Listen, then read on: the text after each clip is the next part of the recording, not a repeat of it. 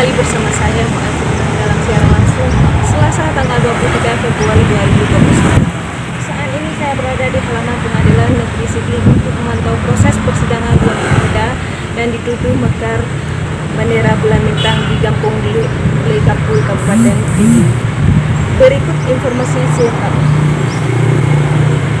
Pengadilan Negeri Sigli gelar sidang perkara bendera bulan bintang yang berkibar di Lekapui, Kabupaten Pidi di akhir tahun 2020 silam. Dalam sidang yang keempat awal tahun 2021 ini, hakim hanya mendengar keterangan saksi-saksi yang terlibat langsung pada penangkapan Nazarudin dan Zulkifli. Hingga saat ini mereka sudah jadi terdakwa. Pada sidang mendengar keterangan kedua saksi yang juga anggota Polres Pidi juga memperlihatkan beberapa barang bukti di pengadilan, berupa tali pengikat, screenshot, upload video YouTube tentang bendera yang sudah berkibar, dan juga foto scan benda tajam berupa parang.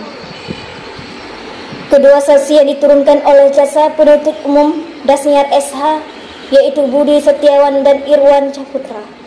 Mereka agak kewalahan menjawab pertanyaan-pertanyaan yang dilontarkan penasihat hukum terdakwa dari LBH Aceh.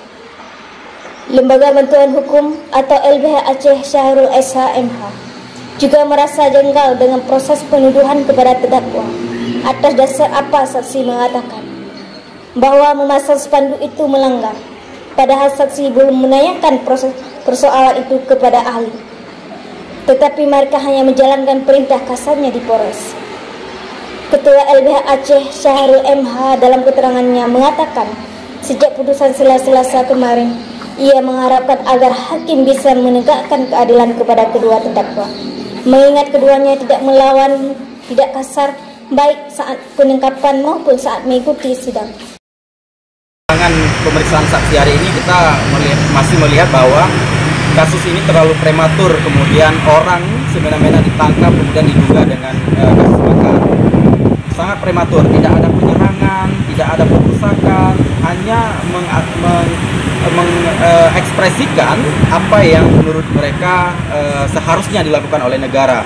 Nah, artinya ini sangat prematur. Bahkan ketika kita tanyakan kepada saksi yang dihadirkan hari ini yang merupakan anggota dari Polres Pidi, kita tanyakan apakah ketika penangkapan pihak Polres melakukan pembinaan, ceramah, dan kemudian meminta para terdakwa mengklarifikasi apa yang mereka lakukan.